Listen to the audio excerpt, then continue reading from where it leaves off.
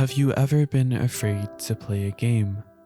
Maybe because it's too scary, or because it's too difficult, or maybe because of the reputation of the game. Alright, bet. Well, for me, this game was OMORI.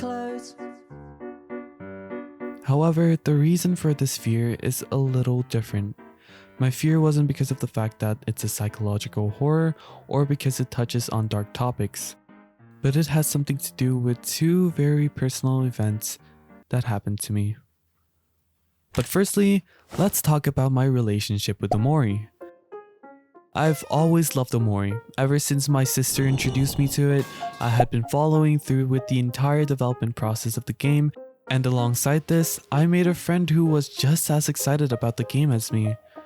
But when it came out, I didn't play it because I wanted to actually buy the game and support the team behind OMORI. However, as I was getting ready to finally buy the game, I lost that friend as well as my dog.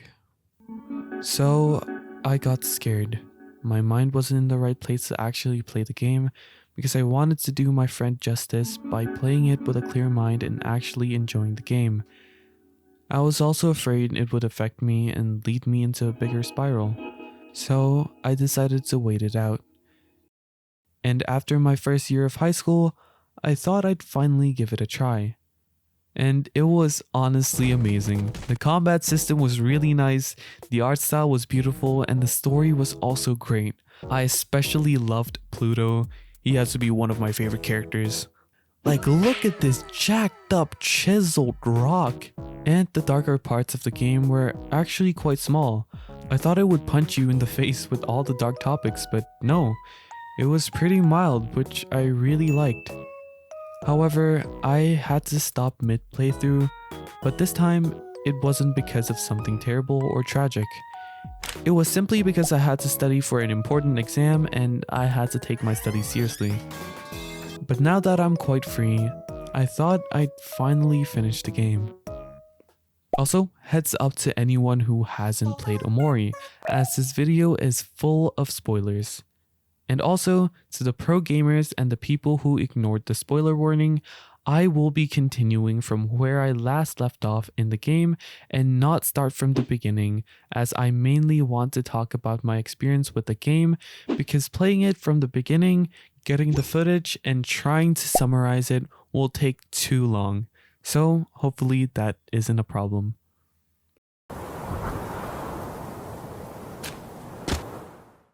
I finally opened the game again and returned to my old save file where Mari has set up a very questionable picnic spot. Anyways, it took me way too much time than needed in this section of the castle. I shouldn't have even spent this much time trying to figure it out. But after killing off a bloodline of night sprout moles, RIP, I finally make it out to the garden in a record time of 2 hours. Yeah, I spent 2 hours in there. Anyway, the rest of this part was pretty simple, and the gang makes it to the marriage where Sweetheart marries herself. What? Ignoring that, they get into a fight with her, but then Space ex-boyfriend comes back and they get married. This is totally a healthy relationship, by the way. There's no way they could break up again, right? But after that light-hearted moment, we jump into a pit where OMORI finds himself in a library containing books that have snippets of Sunny's memory. Then, after making it through the library, we get greeted by a message. Don't forget, it's in the box. 2 days left. Sunny wakes up and gets greeted by Kel as Hiro is returning from college.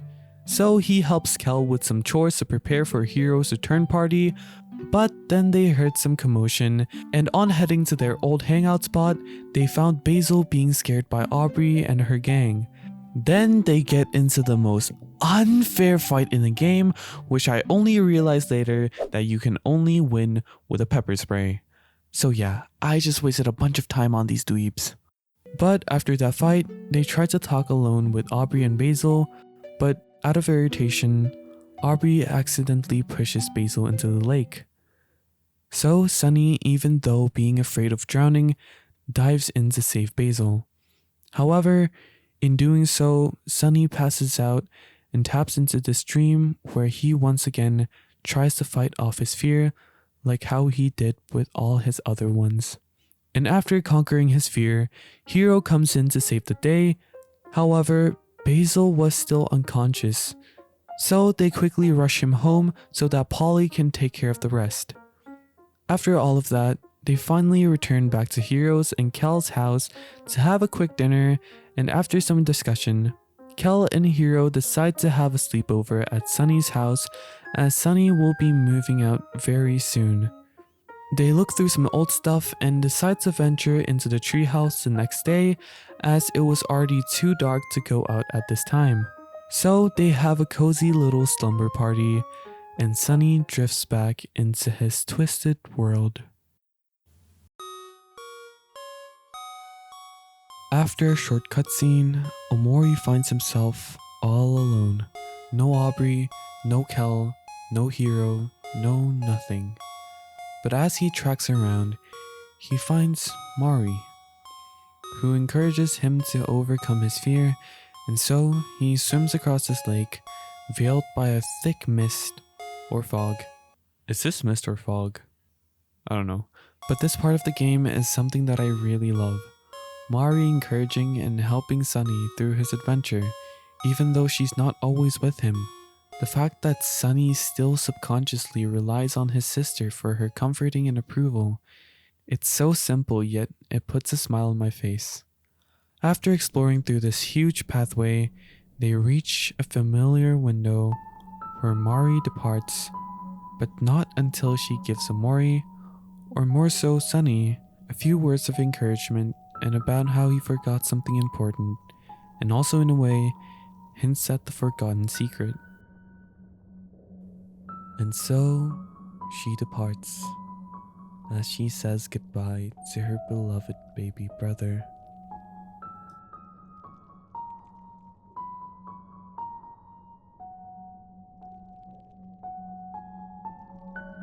So after climbing down this ladder, he finds Kel, where we also find out that the whole gang is now stuck under the corporate ladder. I was gone for 1 day. What could have possibly occurred while I was gone? Anyway, so since Aubrey and Hero are in the higher floors, they try to access it but get blocked by Burley, who agrees to let them through if they get her a bottle of water.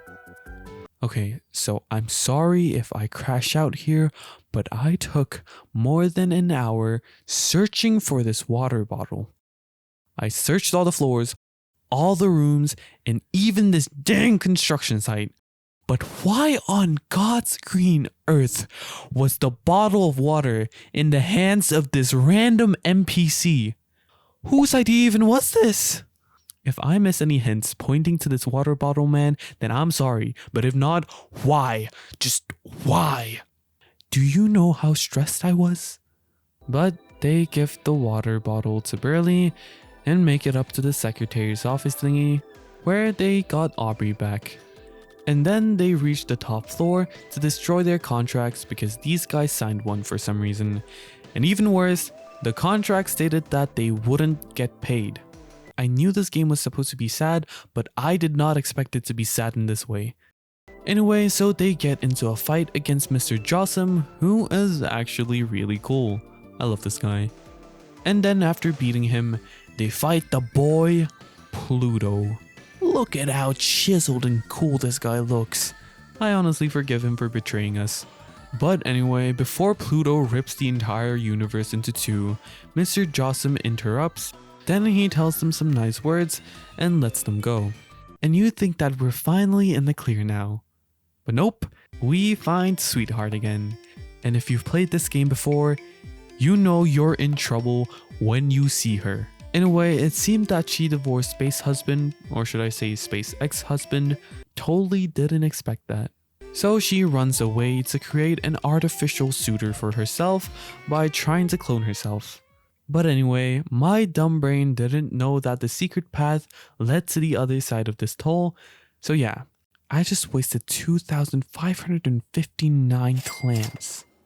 However, learning from my mistakes, I took the secret passages and made it to this weird area by using various teleporters.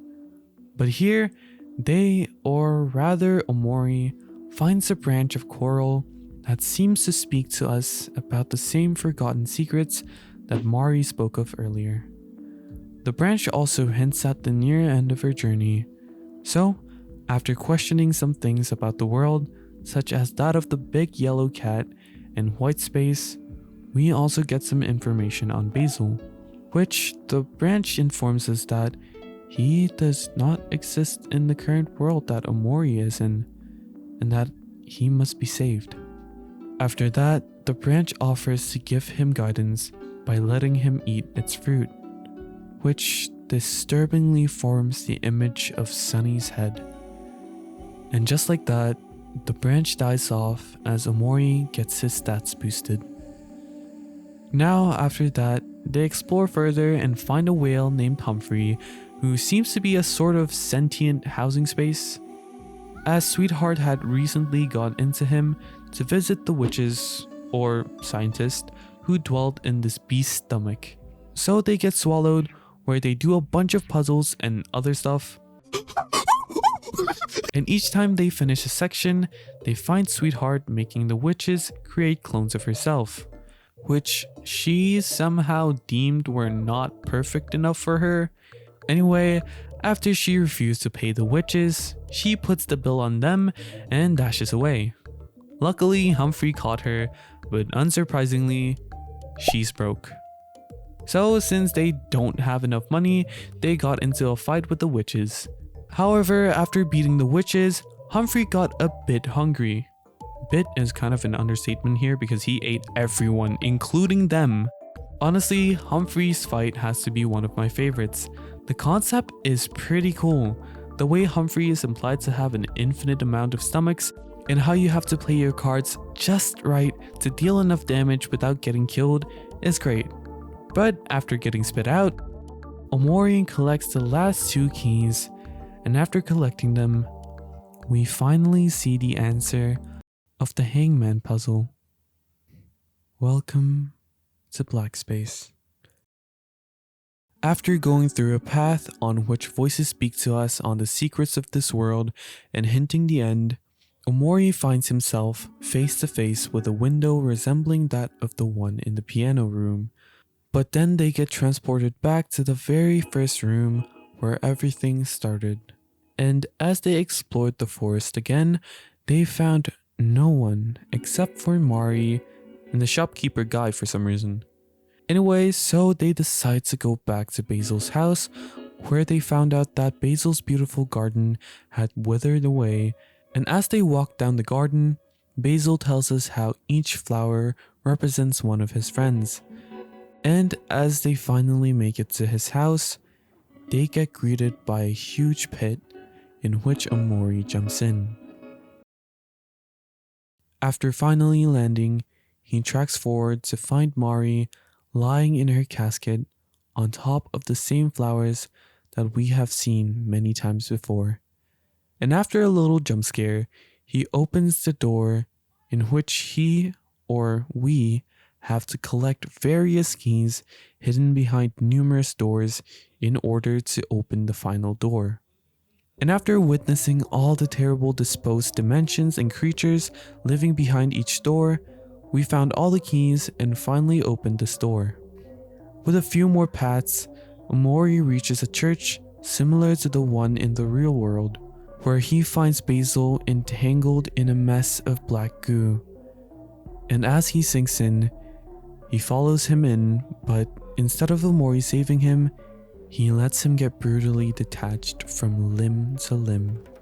The gruesome and unexpected scene is then followed by Omori going up some stairs, with the floating hands creating a path for him, and as he reaches the top, he takes his seat on a throne of hands, finally taking control of Sunny's mind, trying to hide the truth from Sunny as a twisted way to keep him safe. But then Sunny wakes up. hearing a soft melody being played downstairs, which on investigating, he finds Mari playing the piano, and in this bittersweet moment, she talks about the recital that they never got to play, and apologizes to Sunny for pushing him too hard. However, this moment gets interrupted by Hiro, who talks to Sunny for a bit and tells him to take it easy and to go get some more rest. As he returns to his bed, he falls into a deep slumber. One day left. So, after everyone eats a yummy breakfast prepared by Hiro, one of Aubrey's friends came to ask for help, as Aubrey has been locked up in her house all day and hasn't responded to anyone. So, as they reach her house, they realize that they haven't actually been to her house before, and on entering her house, they find that everything is in a mess. Bottles, cans, and trash being scattered around the house in an unorderly manner, and Aubrey's mother sits at the couch, completely ignoring them. As they make it up to Aubrey's room, they find her in a pretty bad state of mind, and as Hiro talks to her for a bit, we find out why Aubrey's acting this way. She never actually intended to be so aggressive towards them, but she felt lonely after Mari's passing. Hiro went to college, Kel started making new friends, while Sunny and Basil just disappeared in their rooms. She felt like everyone moved on too fast, while she was still stuck up on Mari's death. And to make it worse, when she found Basil's photo album again while they were hanging out, she found that Basil had ruined all the photos with markers, which made her infuriated. So she detached herself from the others. However, with that all said, Aubrey and Kel finally make up and come to an understanding. After that, they make it over to Basil's house to check up on him. But since he was visiting his grandmother in the hospital, they decide to come back later. And in the meantime, they all spent some time together, which was really wholesome and was a much needed rest. They spent their time by going to Mari's grave and having a little picnic, then visiting Kel's and Hiro's rooms, and of course, visiting the old treehouse, where we also found this photo that was left behind. They also spent their time in other areas, but I didn't know they were accessible while I was streaming and I was kind of rushed, so yeah, I'm sorry. But as it got late, they went back to visit Basil, who had locked himself up in his room. And since this was Sunny's last day, they all decide to have a sleepover at Basil's house and wait for him instead, sharing some fond memories and also asking Sunny to visit every now and then. They fall asleep, and as they do, Sunny finds Basil in need of help, and then we're back in white space. But this time, as Sunny, with OMORI just standing there, and as he breaks this light bulb, Sunny gets transported somewhere in complete darkness. And as he finds himself face to face with something, he fights through and tries to keep his composure. And as he does, Sunny overcomes all the previous fears he had one last time, and after that, a blurry figure appears. And as Sunny tries to focus harder and harder, we find the hanging body of what looks to be Mari. And after finally overcoming those fears, he finds a light bulb, and on picking it up, he gets transported to a gated pathway where before each gate, we find pictures of what looks to be Sunny's backyard. And as he moves through the last gate, we find Basil waiting for him beneath a tree, and as he converses with him, he tells of how he always dreamed of Sunny coming back for him, and also tells him how the truth would be hard to accept and that he wishes for him to forgive him. After he hands over the photo album to Sunny, we enter the tree to find ourselves in what looks to be Sunny's house, with his grieving mother at the couch and strands of hair coming out from the door. So, after going through various spaces and picking up all the photos, piecing them together, we find the truth of how Mari really died that day. Looking at all the photos, we find Sunny pushing Mari down the stairs after what looks to be an argument. And as she fell down the stairs, the two boys, Sunny and Basil, tried to help her gain her conscience back with no luck. And as a desperate attempt to avoid being caught, they decide to hang her limp body on a tree outside to frame it as a suicide. After that disturbing reveal, Sunny wakes up in the middle of the night to check up on Basil, and as he checks the door, he finds that it's unlocked. On entering the room, Basil talks to him about how happy he is that Sunny finally returned, but then gets sad at the fact that he's immediately leaving him to move out. And after they both get trapped by their hallucinations, they get into a fight, leading to Sunny getting stabbed in the eye, and just like that, they both pass out. Sunny then finds himself in a dreamlike version of Faraway Town, where on following Miwo, he then gets led back to his home, where Basil waits for him. On talking to Basil, he reassures Sunny by telling him that they will be forgiven by the others, and that he should hold the photos close to him, as they aren't just photos, but proof of their friendship. And after a beautiful hug, he enters the house, and after searching through the house, he finds Mari playing the piano again, who comforts him and gives him words of encouragement. After leaving the room, we find that a new door appeared. On entering in it, we find a chest containing a broken violin and a sheet note. So, he leaves the house, and we find him on a dimly lit road. So, as he takes a trip down this memory lane, we witness all the fond memories that Sunny had with his friends, and of course, his sister. All of these were so heartwarming and really made all the photos come to life. However, after experiencing all those memories, he enters through a door and gets greeted by Hiro, Kel, and Aubrey, giving Sunny some words of comfort, and as they return back to their older selves, Sunny walks up to the stage, placing the sheet music down and performing the recital alone. After the beautiful performance, Sunny breaks down into tears and falls to his knees. He then finds himself face to face with OMORI, ready to finally own up to his mistakes and to gain control once more. This fight spans out for a while, but after Sunny gets frozen in fear, he gets hit with the final blow. However, he does not succumb, and on picking himself up in his violin, he finally plays the sweet melody with his sister, the recital that she always wanted to perform alongside her little brother.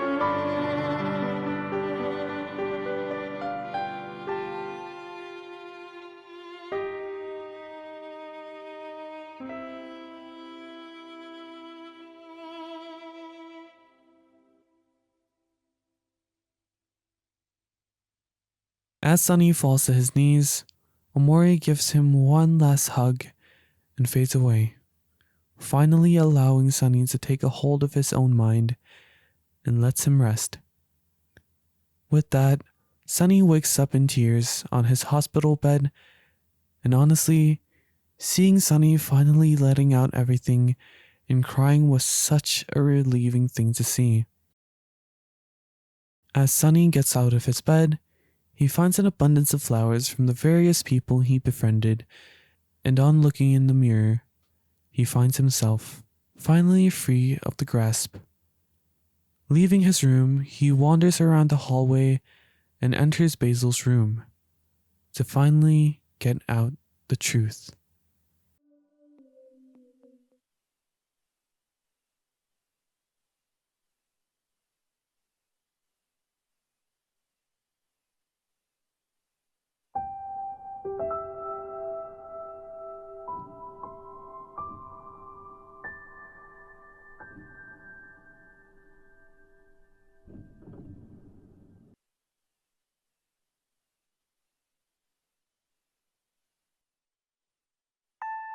And just like that, we shift to Sunny's car, listening to this beautiful song as he finally moves out guilt-free. I also got this secret cutscene where Sunny and Basil smile at each other as both of their guilts leave them alone, finally free from their suffering. So, how do I feel after finally completing this game after 8 long years? Honestly, it was complicated. On one side, I was relieved, while on the other, there was a lingering feeling of regret. But I did feel relieved, as if a really heavy weight was lifted off of my shoulders. It wasn't the easiest, it was a pretty long game, and even after clearing my mind for almost 4 years, it was still pretty difficult to push through at certain points of the game. It got me at some points. But it was worth it. As I've said, I've supported this game and have been anticipating for its release for ages, and finally being able to complete it filled a kind of gap that I had in my heart.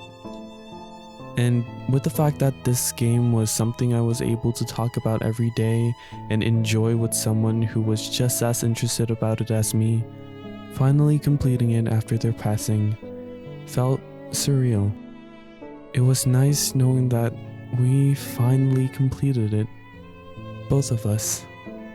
A shared experience that I'll hold very dear to me. This may be a stretch, but as I played through this game, it honestly felt as if I was just in a Discord VC like how it used to be back then. Streaming it also added to the immersion. But even so, I still feel extremely guilty and regretful for what I did, or more so, what I didn't do. The two friends closest to me, and who had always been there for me, and how I let them down. It honestly sucks.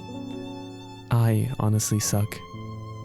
To the friend who always asked me about my day and checked up on me every single day, and how I didn't ask them back enough or bother to get into a conversation with them when they were down.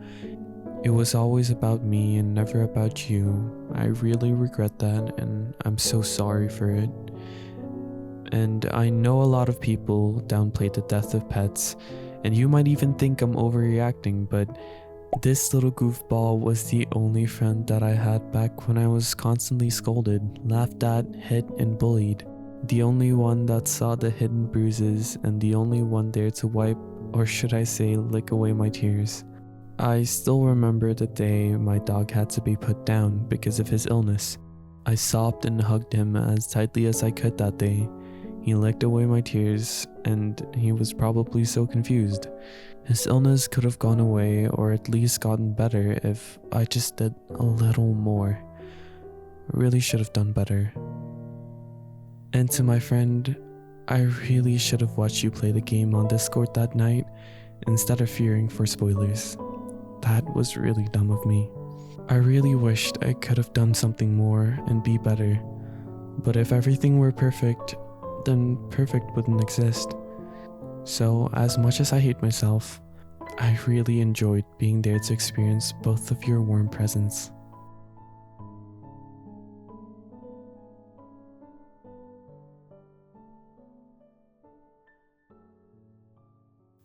I honestly was hit harder by Good Morning than the final duet. Don't get me wrong, the final duet was phenomenal, but it feeds off the story, whereas Good Morning uses feelings that are really close to the heart. Having to wake up each day, even though clearly not wanting to, regretting everything you've done, but also reminiscing on the good moments. A bittersweet moment that I think we all have experienced. But in the end, we all have to push through and get out of our beds eventually, because that's what we should do. Everything about this game is so well written. Going back while editing this made me notice a lot of things that I didn't before. OMORI has such a great way of hinting things, and as one of my viewers said, the second playthrough is a lot better. And I understand that now. The team works so hard and put so much effort into this game, and it's truly a work of art. The characters themselves are so intricate. They're flawed, imperfect, and they have many issues, which make them so human and unique. And I'll say it again, the art in this game is beautiful. I loved how the dream world was so colorful and also uncanny, while the real world felt so warm and natural. There are so many lines in this game that are amazing, but one that took my attention was when OMORI said to Sunny, "You loved her, and you killed her," perfectly encompassing his feelings of regret and what he did. It's such a common thing to blame yourselves for the death of others, especially those closest to you. And even though it's not as severe as Sunny's case, I feel like it was relatable to a lot of people. And I loved how Sunny picked himself up after those sharp words by reminiscing of the duet with his sister, because even if it was in some way your fault, it will not overshadow all those lovely memories of you two making each other smile. There's a lot of things to say about this game, but in order for this video to not turn into an 8-hour long podcast, I'll say this: I love this game, and I'll always remember it dearly. This game has opened my eyes on the world and how guilt and grief should be dealt with in a healthy manner. And if you're still watching this video after the spoiler warning in the beginning and you still haven't played the game, I'd highly recommend for you to give this game a try yourself. But I'd hold off from playing this game if you're not in the right headspace or if you're still a bit too young.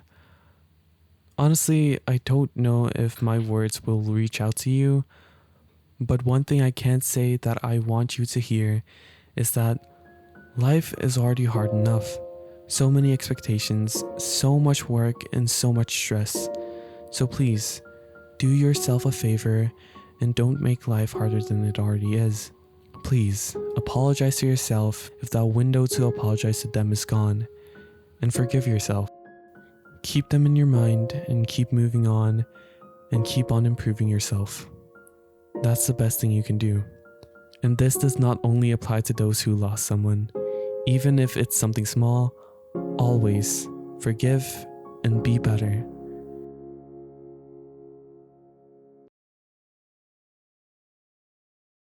And before this video ends, I'd like to thank Love Yourself 4830 for giving me the courage and inspiring me to finally release this video. I've always wanted to make this video, but I got scared that I'd be judged or that I wouldn't be strong enough. But his video on OMORI gave me the courage to stand up.